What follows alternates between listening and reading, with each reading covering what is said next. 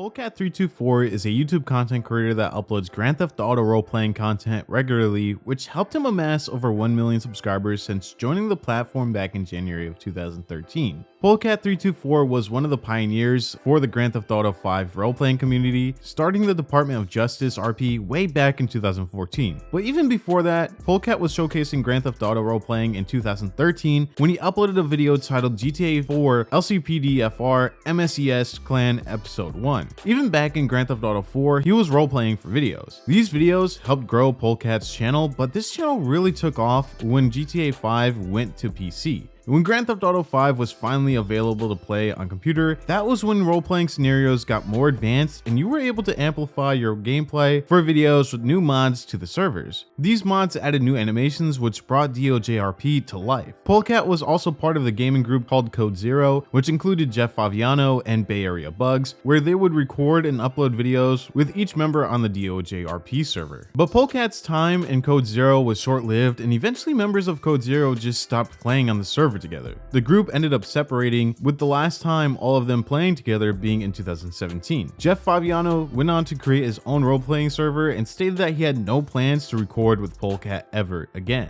At the time, this left fans of Code Zero confused and left in the dark. The fans of Code Zero could only speculate why the group broke up, with some fans believing that Polecat became too power hungry and that it wasn't fun for Code Zero to play with Polecat anymore. But these accusations were debunked just a couple weeks ago by Jeff Favignano himself. While Jeff was reacting to why Bay Area Bugs and Jeff Favignano left DOJ, uploaded by John Anthony HD, he had this to say about why the group eventually grew apart. Three grown men stopped playing together because of video game rules. No, that's not what happened. It was a growing apart of an acquaintance that I had and growing apart of a friendship that Bugs and him had. That's all it was. You know, Bugs moved across the United States to Florida. During this video, Jeff Favignano also touched on the subject of Polecat and the allegations against him, stating this in his response. Also allegations on Polecat for doing something with a minor in the DOJ server. These allegations started. So I've seen these allegations, they're everywhere. I've been tagged on Twitter. I've had people come into my Twitch chat, leave comments about these allegations. And I am not here to slander Jordan. I'm not here to say anything that's untrue. I don't know. Let the professionals deal with that whole situation. But I had no idea any of that was going on, if it is true. You know, it's the whole argument of this is the reason why.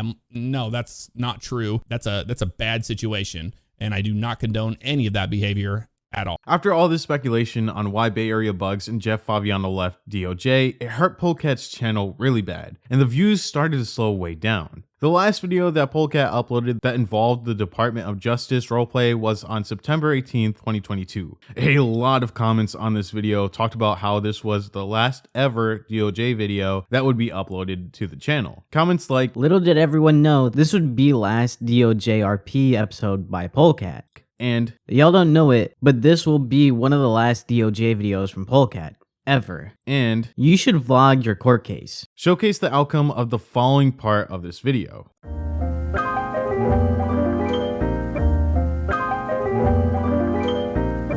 On September 13th, 2022, screenshots of inappropriate conversations involving Polecat that were from his Snapchat were posted to Twitter by an account named RoadRunnerSG. These screenshots seemingly came out of nowhere and were chats from 2015 and 2016. At the time, Roadrunner was only around 15 years old, and reading through these screenshots, you could see that Polecat bought things for Roadrunner in exchange for inappropriate pictures. Currently, Polecat is 29 years of age, and during 2015, he would be around 22 years old. Not only were these screenshots filled with inappropriate language from Polecat, but it also confirmed the other grooming allegations that were brought up in the past, but were swept under the rug so well that it's so hard to even find screenshots detailing the allegations from Polecat's past. The response from the community after Roadrunner uploaded these screenshots were pretty bad. There were multiple fans of Polecat saying that the screenshots could easily be photoshopped, and they weren't 100% sure that Roadrunner was telling the truth, until Roadrunner uploaded a screen recording from his phone where he showed all the messages that were exchanged from him and Polecat. But again, people were quick to call out Roadrunner for even asking for gifts in exchange for inappropriate pictures. But here's my opinion on this. As a young teenager, you really aren't that developed as far as making smart decisions. I think this is a really good example of how talking to your favorite content creator and asking for gifts can result in a content creator taking complete advantage of a fan. In this type of situation, Polecat was in complete control. As a content creator who has a big following, you should never even let it get to this point. So for people defending Polecat stating that RoadRunner shouldn't have been doing that exchange, think about how much control Polecat had over that situation. A much older male with money and a YouTube following that had conversations with a young fan. Polecat had every opportunity for this conversation to never get to that point or just to completely end, but not only did he allow it to get to that point, he also influenced RoadRunner into sending pictures. Now eventually RoadRunner responded in 3 tweets stating,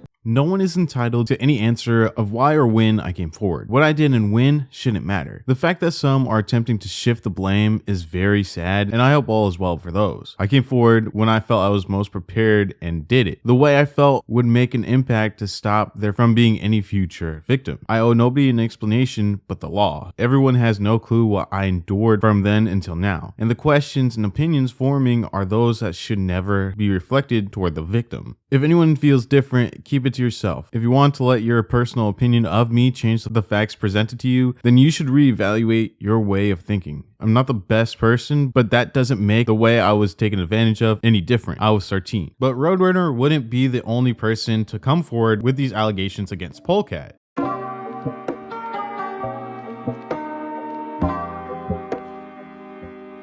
Another user on Twitter would release his own set of screenshots from his Snapchat conversation with Polecat. In this tweet, Garrett states, "Making a thread to share my experience with Polecat. I never came forward because I didn't think anyone would believe me, nor did I even think any of our chats still existed. Keep in mind, I was born in '99. I was 15 when these chats occurred." Now, I need to point out a couple parts of these screenshots. Polecat talks about the person in the picture and states that it's his little cousin, then states that it's actually not his cousin, but that he says that to keep it private, but that his cousin is his 17-year-old boyfriend. He also asks Garrett how old Garrett's boyfriend is, and then when Garrett tells him that he's 17, Polecat states that they both like him young. These screenshots were damning evidence against Polecat and his actions, and to put the nail in the coffin, Garrett also shared a screen recording as well, showing that the conversation between the two actually happened. Also, Garrett states that he was 16 at the time, which is just another example of Polecat using his age and YouTube following to completely control a situation.